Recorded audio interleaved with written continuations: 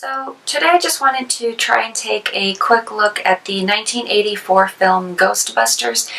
This is also, I guess you could say, somewhat of a horror or supernatural comedy type film, so I'm sure we're all familiar with the premise. You have several, I guess you could say, parapsychologists who lose their job at a university. They team up together to form somewhat of a ghost-catching team and name themselves the Ghostbusters. So obviously their first encounter is the library scene. Most of us are familiar with the librarian ghost, which I think is very interesting. Of course, the line of questions that she receives from, I guess you could say, the smug or the smarmy character. Of course, he asks her if she has a history of mental illness in her family, so on and so forth, and it can come off as rude and completely uncalled for. It kind of gives the impression that he just doesn't believe her, and if you do give it some thought, he's actually just trying to determine whether or not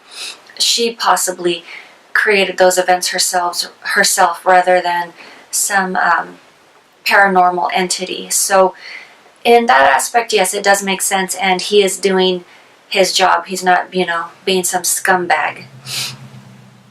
But of course, within the same scene is our first introduction to Slimer, I guess you could say, the lovable green ghost.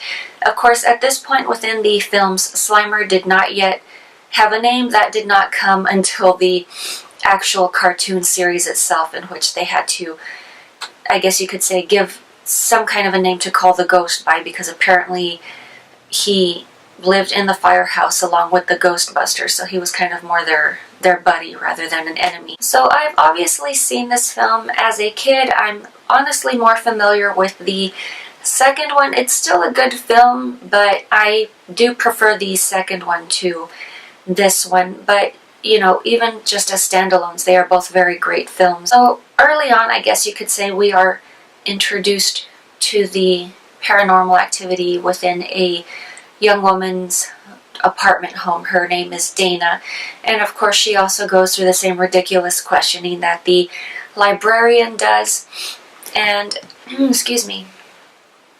So apparently she seems to have a I guess you could say, parallel dimension inside her refrigerator. Of course, when her refrigerator is investigated, there's nothing weird going on there, so she is immediately disbelieved.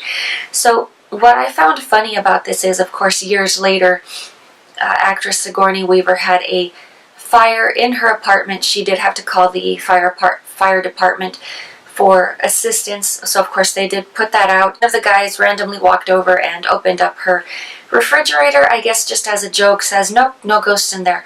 So, yeah, I don't know, I just kind of thought that a bit interesting and funny, but I don't know, I guess he just kind of wanted to make light of the situation. There are, of course, numerous ad-libbed scenes within the film, things that are just not even written into the script that people just added in, and it was just they just wound up leaving it as is. For example, a lot of what is said throughout the library scene, quite a bit of that is made up, as well as the scene with the bookshelf falling over and the response that is given in turn. So I don't know, I mean, I guess you could say, just treated the film in a very improv manner, but it seemed to have really worked out. Another of the ad-libs would be Tully's party, obviously given by Rick Moranis.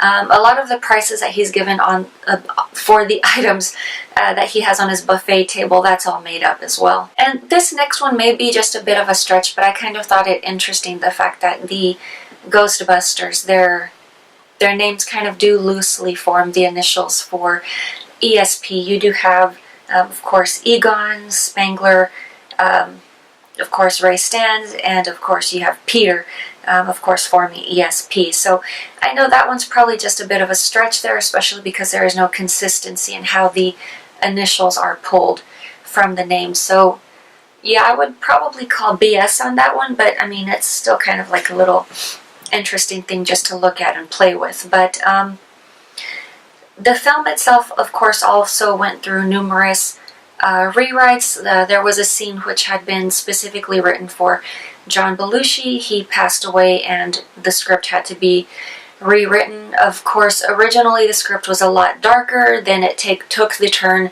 of becoming more of a comedy, and numerous other actors did come through as far as being considered for certain parts, or just being cast at one point in time or another and then just bowing out. So of course Michael Keaton was one of the ones who had turned down the possibility of either playing Egon or Spangler. Not that Michael Keaton doesn't do well with comedy, I think he pulls it off well enough, but I've just seen this film so many times with just these familiar faces, I can't picture someone else playing the role. It just kind of seems a bit weird to me. And interestingly enough, I guess you could say the demon Gozer, I guess the name came, or the inspiration came partially from a haunting which I guess was somewhat of a well-documented case in England.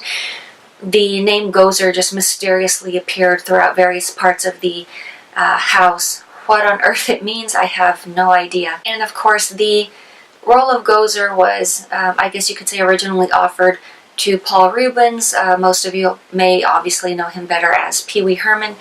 But the character of Gozer was considered to have been a combination between Grace Jones and David Bowie. Grace Jones herself had actually been considered for the role at one point in time.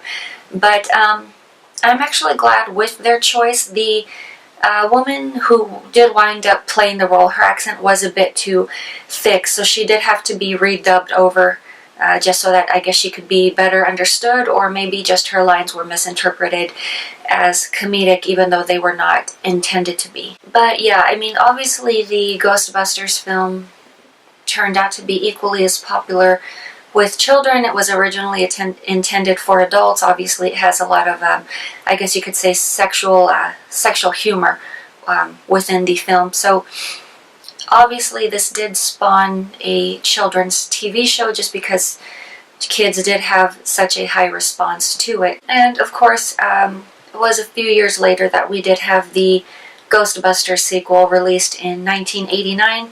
This is definitely more of a comedy, a bit more comedic than the original, and the sexual tones are definitely toned down a lot more.